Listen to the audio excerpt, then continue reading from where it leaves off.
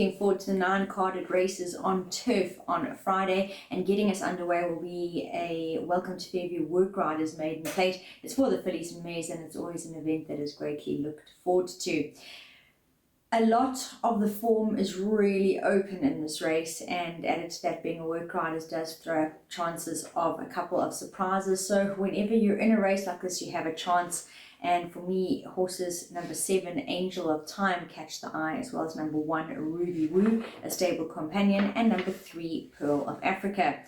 Now, Angel of Time does take on older here, and at this point in time, the young 3-year-olds are finding it quite difficult to take on older, but with all due respect, it is a rather weak field, and Angel of Time could just have the edge as she is starting to improve. So Angel of Time will be my first choice. Number 1, Ruby Woo, also out of the Smith Yard, ran 5th last time out behind Megan. I think she's probably best suited to 1,000 meters, but in this open field, she could do enough to find the frame.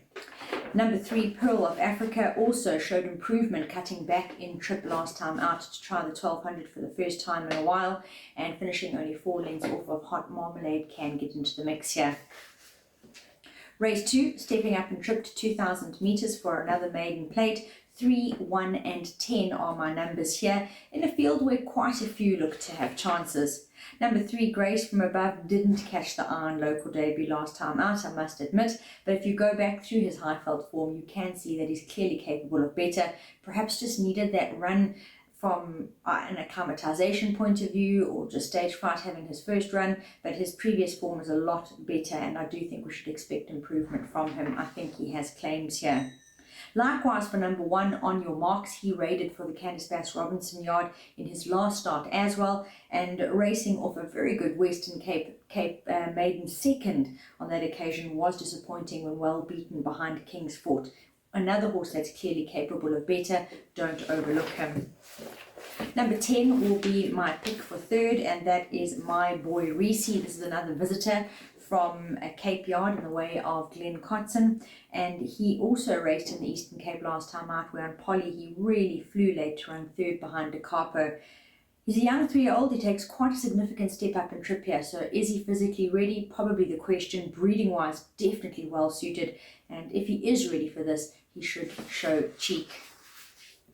Race 3, 1,400 meters maiden plate, and 5, 1 and 2 are my horses of interest here. Marsh Marigold's form really is self-explanatory. He's been thereabouts in all of his recent starts, and especially in his most recent, when running 2nd and 3rd respectively under a length.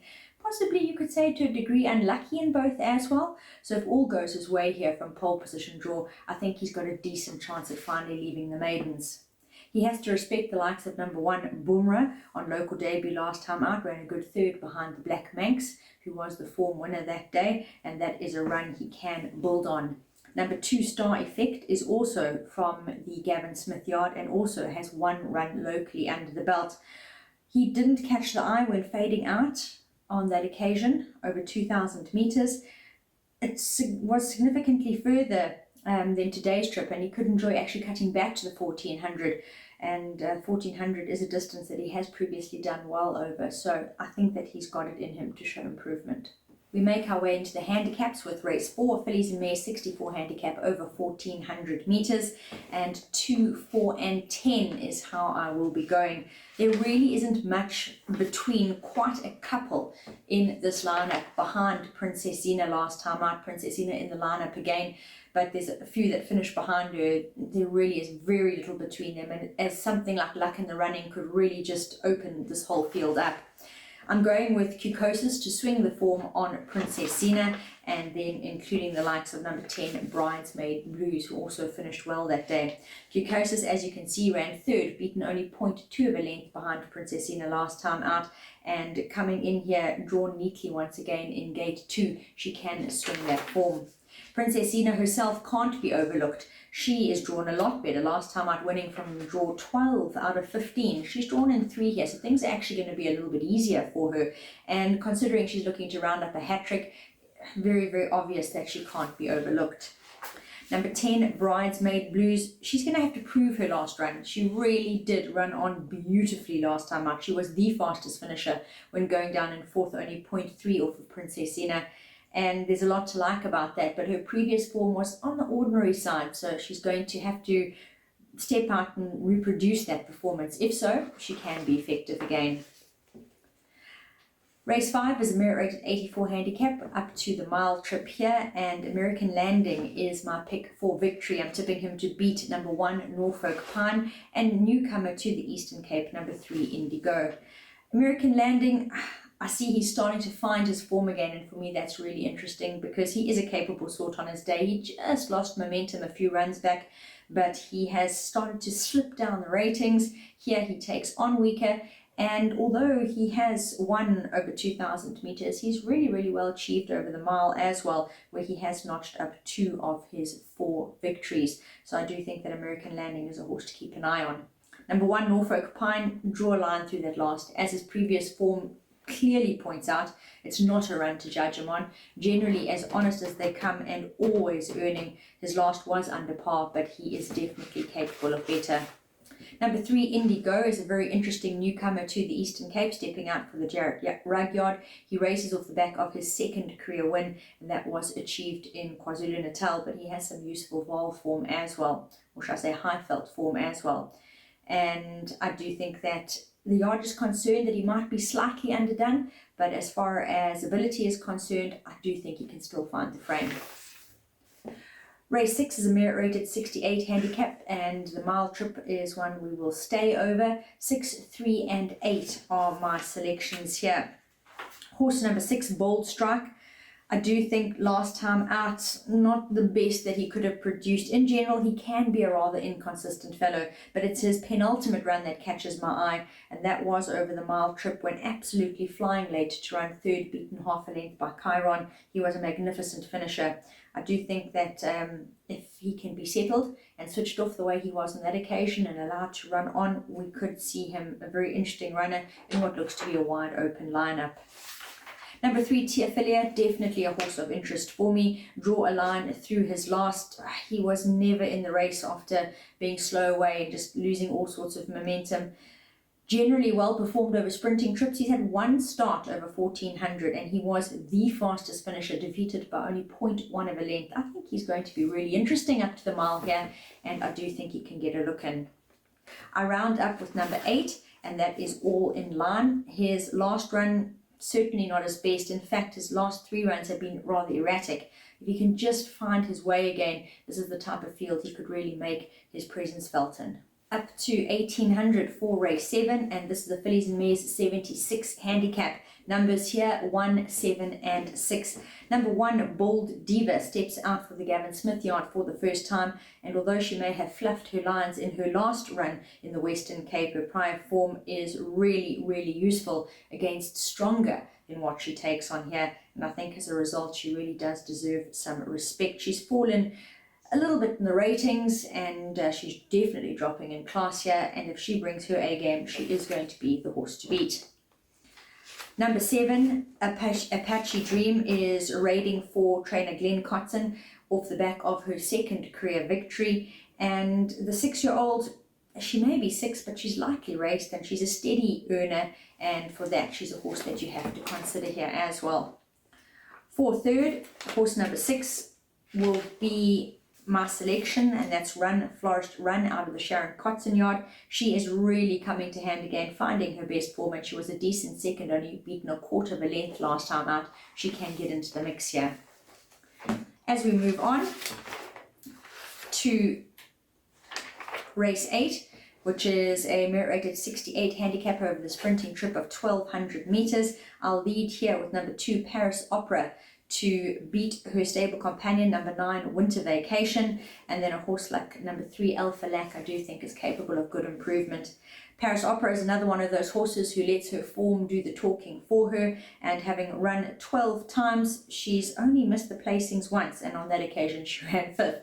So she is as honest as they come. She does have a hefty weight to carry here. She'll come in here with 61 kilos, but she has proven to be able to carry that weight before. Have a look at her penultimate run, and I think her last, when running 2nd to Evie's First, was a really good run. I do think a bit of Evie's First, and I think he's a horse that's progressive and on the up, and Paris Opera is a runner for me without a doubt.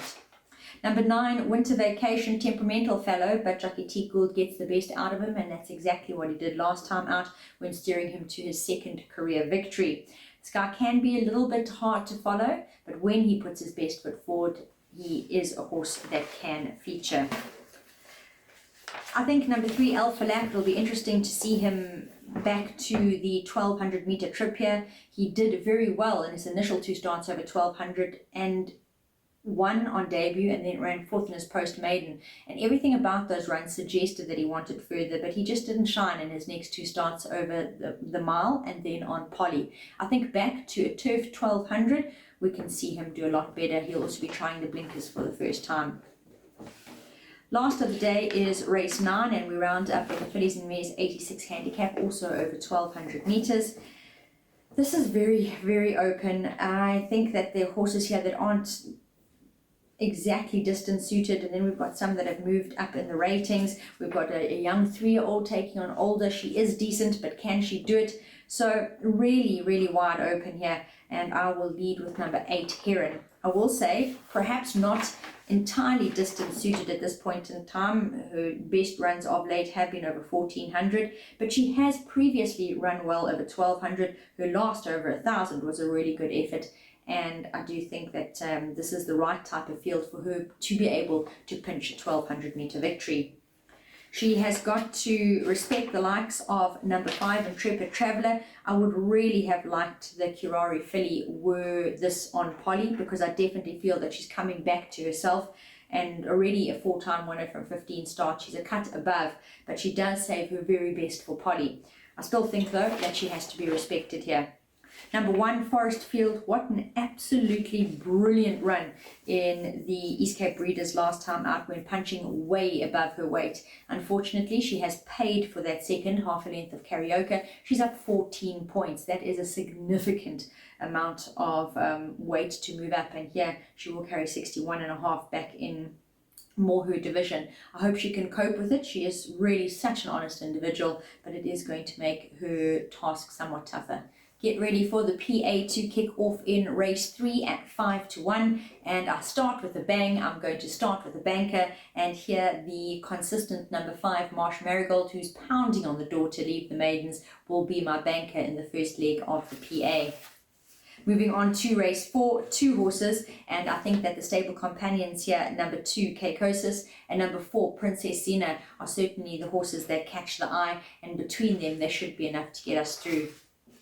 Race 5, another 2 horses, Norfolk Pine, much better than his last, and number 2, American Landing, coming back to best, and very much a fan of the mile trip. They, for me, do stand out here.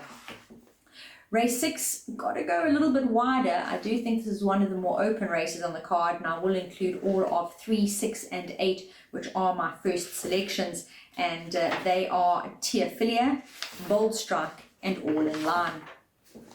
Next leg, another 3 selections. Also, I do think that number 1, Bold Diva, for me, is standout here. She's just got to put that last run behind her, and I'm going to back her up with number 6, Run Florist Run, and number 7, Apache Dream, just in case she isn't quite ready to get back to full strength.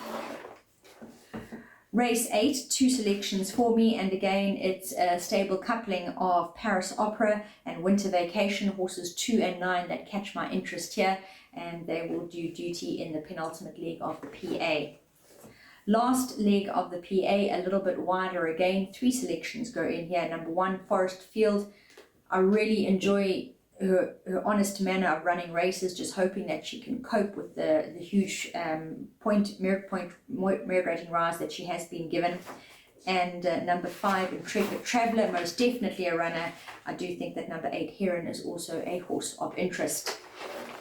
Race 4 will be the start of the Pick 6.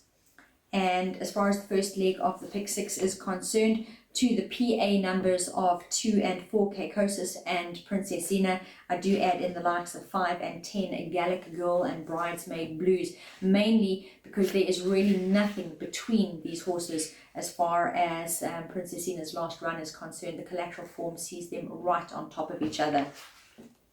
As we move through the Pick 6, just like to point out that I think it is a very open card. There's no one horse that stands out for me as a banker, so I would advise going wide and playing a percentage rather, because there's no horse that really stands out for me to take a chance on. In race 5, again, the initial horses of interest are the PA numbers of 1 and 2, Norfolk Pine and American Landing, and I will add in number 3, Indigo, who does have the ability to get a look in here. Race 6, which is pick 6 leg 3, 3, 6 and 8 PA numbers, and to that I will add in number 10, Uncle Charlie. I think it was really encouraging the way that he finished off his race last time out.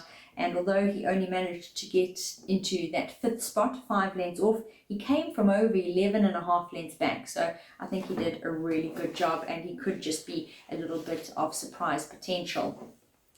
In race 7, the initial numbers for the PA, 1, 6 and 7, and I will then include number 2, Double Reward. Admittedly, disappointing last time out, but she's got the ability to turn it round and get a look in here if she finds her best. Number 3, Larentina, falls into a similar boat. I think more was expected from her last time out. She didn't shine, but she definitely can if she can just get back to her best. Number 8, Palace Queen, she was at her best last time out, and she scored for the 2nd time in her career. It was a good win, drawn handy, she can be there again. Race 8, and definitely include numbers 2 and 9, Paris Opera and Winter Vacation. To be safe, I bolster with number 3, Alpha Lack, who is definitely better than his recent form. Number 4, Tevi, who's running in steady recent form. Number 5, Razor Red, could be anything. And number 6, Joint Effort, is definitely a fan of the trip and in fair form himself.